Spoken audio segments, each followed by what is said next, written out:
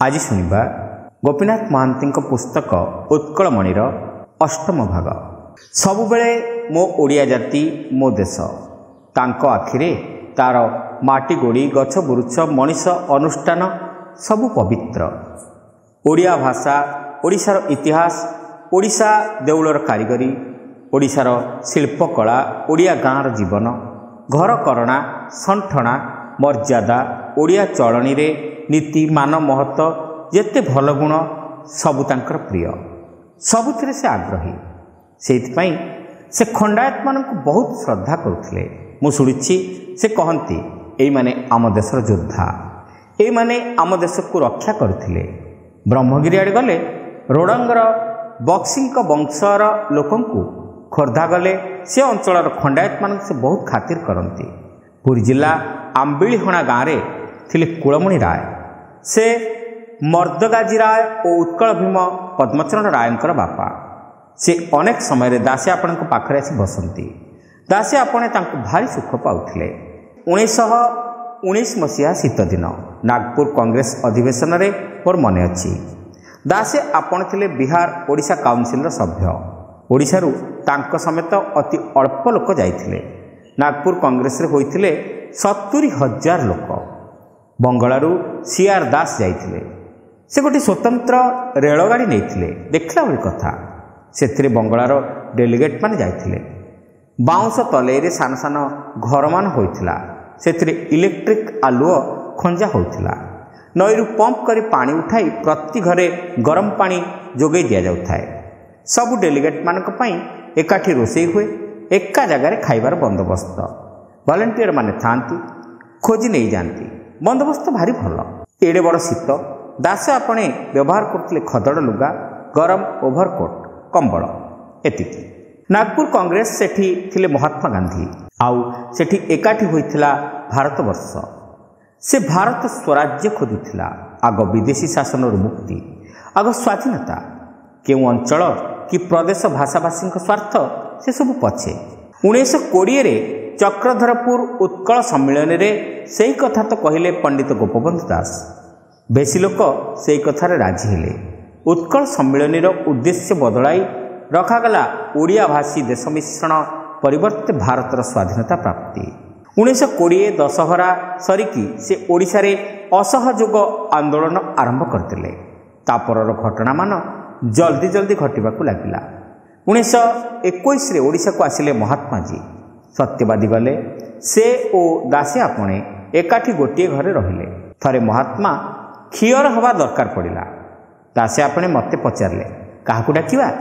सेतेबेले अढ़ंग गाँर भिकारिया बोली जने भंडारी बोर्डिंग रे खियर करथाय, ताकू ही अणागला। महात्मा आसी थांती। देश जाक आनंदर जुआर खेलुथाय। तांकू देखिबाकू चारिआडे धार छुटी थाए। सत्यवादी स्कूल पाखरे स्कूल रु रोड को जाऊ जाऊ डाहाण हाथ गोटे पड़िया अछि।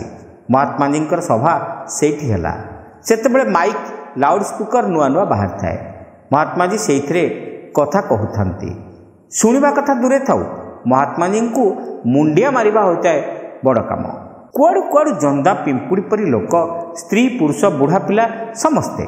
महात्मा सत्यवादी रे 2 दिन रही तापर पुरी गले। पुरी रे महात्मा रहिले ढेंकानाल राजकोठी रे। तांको पई सेई घरे बंदोबस्त। चारिपटे जंगल, बालीजाक नागेफणिया कंटार बण, तारि भितरे महात्मा जी ओडिशा गस्त सारी फेरीगले। तापरे ओडिशार नयन पितुली, दुखी दरिद्र शोषित निष्पेषित ना चणा नाही, मली मुंडिया नुखुरा मुंडिया मानकर साहा भरसा आपणार मनीष, तांको पई कांदिबा मनीष, काम करिबा मनीष गोपबंधु दास को वसुधा मा कोଳରେ धरी पारिला। मोटे 7टी बरस आउ नाही। सेही 7टी शरत, 7टी ग्रीष्म सेतिकी। तारी भितरे उलुरी लागिला परी थाए देश काम, कांग्रेस काम। आज एठी काली सेठी, क्यों दूर दूरांतर रे। केते सहर, केते गाँ गंडा, घरे घरे प्रचार, हाटरे बाटरे सभा। सेठी हजार हजार मनीष, केते लेखा, केते वक्तृता, केते अनुष्ठान गढ़ा, मनीष गढ़ा। ओडिशा माटी रे जातीय कांग्रेस को बोधिद्रुमर शाखा सेही पोती गले। ताकू परिपुष्ट कले, रखिदे गले। तार आदर्श थिला ପ୍ରଗାଢ଼ ସ୍ୱଦେଶ ପ୍ରୀତି। ଦେଶ ଭାଇ ଭଉଣୀଙ୍କ ହିତ ପାଇଁ ଜୀବନ ମୂର୍ଚ୍ଛା ତ୍ୟାଗ ଓ ସେବାର ପରାକାଷ୍ଠା। ବିଚାର ଓ ଆଚାର ଭିତରେ ଥିଲା ଏକତା। ନିଡରୁଆ ସତ୍ସାହସର ଚୂଡ଼ାନ୍ତ ଆଉ ଅକ୍ଳାନ୍ତ ପରିଶ୍ରମ। ତାର ଆଦର୍ଶ ଥିଲା ସତ୍ୟ ଅହିଂସାରେ ଜୀବନ ବଞ୍ଚିବା, ନୀତି ଆଦର୍ଶ ଟେକ ରଖିବା।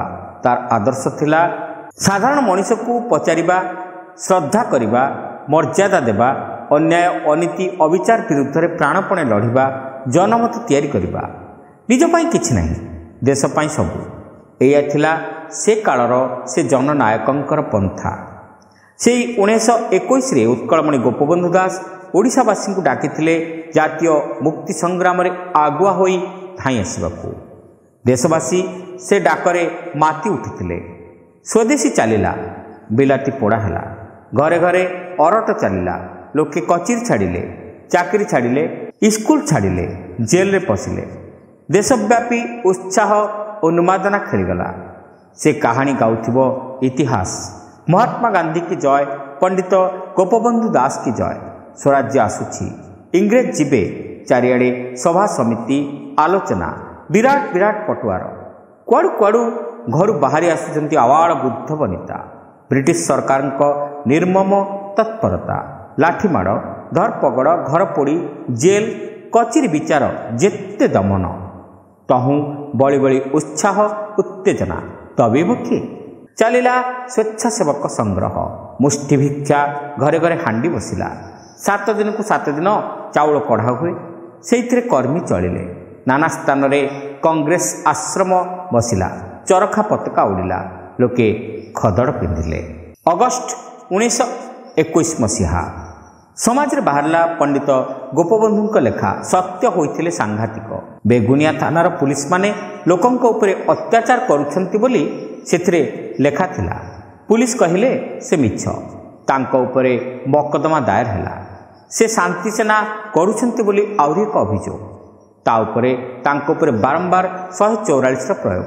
ଆଗ କଟକରେ ଓ ପୁରୀରେ, ସେଉଠୁ ସମ୍ବଲପୁରରେ, କଲିକତା ଆଦି ଭାଷଣରେ, ପରେ ବ୍ରହ୍ମପୁରରେ, ତାପରେ ସେ ଅହମ୍ମଦାବାଦ କଂଗ୍ରେସରୁ ଫେରିଲା ପରେ 1922 ଜାନୁଆରୀରେ କଟକରେ, ସେଉଠୁ ଝାରସୁଗୁଡ଼ା ଯାଇ ଫେରିଲା ପରେ ବାଲେଶ୍ୱରରେ, ସେଉଠୁ ପୁରୀରେ, ସେଉଠୁ ଗଲେ କନିକା ଅତ୍ୟାଚାର ବୁଝି, ସେଉଠୁ ଫେରିଲା ପରେ 1922 ମଇ ମାସରେ ଜଗତସିଂହପୁର ଗଲାବେଳେ ସେଠୁ ଭଦ୍ରକରେ, ସବୁଠି 144। 28/10/1921ରେ ଖୋର୍ଦ୍ଧାରେ ତାଙ୍କର ବିଚାର ହୋଇ ସେ ଖଲାସ ହୋଇଥିଲେ। 31/5/1922ରେ ସେ ପୁରୀରେ ତାଙ୍କୁ ଗିରଫ କରାଗଲା। 1923 ଜାନୁଆରୀରେ ହଜାରିବାଗ ଜେଲକୁ ନିଆଗଲା। 1924 ଜୁନରେ ଖଲାସ ହେଲେ। ସେଠୁ ଫେରି ନାନା କାମ, ବେଶୀ ତ ବଢ଼ି କାମ। 1928 ଆଗ ଲାହୋର, ସେଠୁ ଜର। ସେ ଉଠୁ ଉଠୁ କଲିକତା। ସେଠି ତାଙ୍କ ଦ୍ୱାରା ପ୍ରତିଷ୍ଠିତ ଓଡ଼ିଆ ସମାଜ ସଂକ୍ରାନ୍ତ କ'ଣ ଗଣ୍ଡଗୋଳ ହେଉଥିଲା ବୋଲି ବୁଝିବାକୁ। ତାପରେ ସେଠୁ ଫେରି ସତ୍ୟବାଦୀରେ 1928ରେ ନେତୃତ୍ସବ ଦିନ ସଞ୍ଜ 7:25, 17/7/1928। ସତ୍ୟ ହୋଇଥିଲେ ସାଂଘାତିକ। କି ଭାଷା, କି ଲେଖା! ମନେ ପଡ଼ୁଛି, ଦିନ 4ଟା ବାଜିଥାଏ, ଶୀତ ଦିନ। ଦାସେ ଆପଣ ପୁରୀରେ ଥିଲେ। ପୁଲିସ ଆଣି ଖୋର୍ଦ୍ଧା ମାଜିଷ୍ଟ୍ରେଟଙ୍କ ସମନ ତାଙ୍କୁ ଦେଲେ। ତାଙ୍କ ନାଁରେ ଡିଫାମେସନ୍ କେସ୍। ତାଙ୍କୁ ତଲବ କରାଯାଇଛି ଖୋର୍ଦ୍ଧା କୋର୍ଟରେ ହାଜର ହେବାକୁ। ସମନ ପାଇ ସେହି ସଙ୍ଗେ ସଙ୍ଗେ ପଣ୍ଡିତ ଗୋପବନ୍ଧୁ ଦାସ ଖୋର୍ଦ୍ଧା ଗଲେ। ପୁରୀର ଓକିଲ ଜଗବନ୍ଧୁ ସିଂହ, ଓକିଲ ଉପେନ୍ଦ୍ର କର ମଧ୍ୟ ଖୋର୍ଦ୍ଧା ଗଲେ। ଉତ୍କଳମଣି ମାଜିଷ୍ଟ୍ରେଟଙ୍କ କଚେରୀରେ ହାଜର ହେଲେ। ମାଜିଷ୍ଟ୍ରେଟ ଥିଲେ ସୁରେଶ ଚନ୍ଦ୍ର ବୋଷ। ସେ ନେତାଜୀ ସୁଭାଷ ଚନ୍ଦ୍ର ବୋଷଙ୍କର ଭାଇ। ଆସାମୀ ହାଜିର। ମାଜିଷ୍ଟ୍ରେଟ ତାରିଖ ଶୁଣାଇ ଜାମିନନାମାରେ ଜାମିନ ଦସ୍ତଖତ କରାଇ ଚାଲିଯିବାକୁ ଆଦେଶ ଶୁଣାଇଲେ। ଜାମିନ ଦସ୍ତଖତ କରିବାକୁ 2 ଓକିଲ ଆଗଭର ହେଲେ। ଦାସେ ଆପଣ କହିଲେ, ମୁଁ ଜାମିନ ଦେବି ନାହିଁ, ମୋତେ ପଛେ ଜେଲ ହାଜତରେ ରଖାଯାଉ। ସମସ୍ତେ ଆଶ୍ଚର୍ଯ୍ୟ, ଦୁଃଖିତ। ତାଙ୍କ ଭଳି ଲୋକ ତୁଚ୍ଛା ଜାମିନଟାଏ ନ ଦେଇ ସେ ଯିବେ ଜେଲ ହାଜତକୁ? ଜଗବନ୍ଧୁ ସିଂହ ଓ ଉପେନ୍ଦ୍ର କର କଚିରି ଯାକ ଦେଖଣାହାରି ବୁଝାଇଲେ। କେତେ ନେହୁରା ହେଲେ, ନିଉଚ୍ଛାଳି ହେଲେ। ତାଙ୍କର ସେହି ଏକା ନାହିଁ। ସେ ହାକିମଙ୍କୁ ତାଙ୍କ ନିଷ୍ପତ୍ତି ଶୁଣାଇ ଦେଲେ। ଜାମିନ ଦେବେ ନାହିଁ, ଜେଲ ଯିବେ। ସଞ୍ଜବୁଡ଼େ ତାଙ୍କୁ ଖୋର୍ଦ୍ଧା ଜେଲକୁ ନିଆଗଲା। ସେ ଖୁସି ମନରେ ଗଲେ। ଆମେ କାନ୍ଦୁଥାଉ। 14 ଦିନ ଖୋର୍ଦ୍ଧା ଜେଲରେ ତାଙ୍କୁ ରଖାଗଲା। ପ୍ରତିଦିନ ସକାଳ 10ଟା ବେଳେ ଥରେ, ସଞ୍ଜ 5ଟା ବେଳେ ଥରେ ମୁଁ ତାଙ୍କ ପାଇଁ ଖାଇବାକୁ ନେଇ ଜେଲ୍ ଫାଟକ ପାଖକୁ ଯାଏ, ଦେଇ ଆସେ।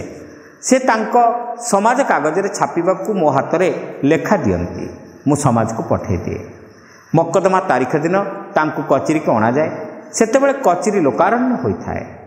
ଦେଶଯାକ ଚହଳ ପଡ଼ିଥାଏ। ଓଡ଼ିଶାର ଅସହଯୋଗ ଆନ୍ଦୋଳନରେ ପ୍ରଥମ ରାଜନୈତିକ ବିଚାରଣା ଆସାମୀ ସ୍ୱୟଂ ଗୋପବନ୍ଧୁ ଦାସ। ମକଦ୍ଦମାର ଶେଷ ଦିନ ଆସିଲା। ସେଦିନ ହଜାର ହଜାର ଲୋକ।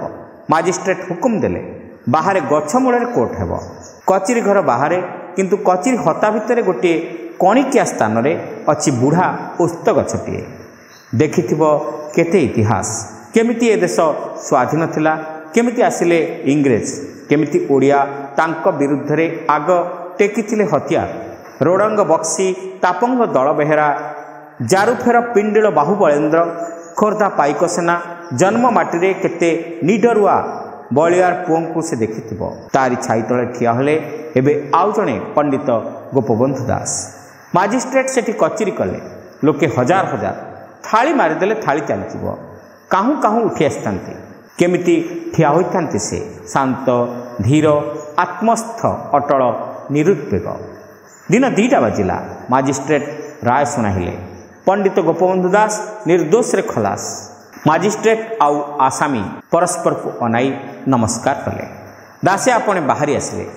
ଗଗନ କମ୍ପାଇ ଜନତା ଧ୍ୱନି ଦେଲା, ମହାତ୍ମା ଗାନ୍ଧୀ କି ଜୟ, ପଣ୍ଡିତ ଗୋପବନ୍ଧୁ ଦାସ କି ଜୟ।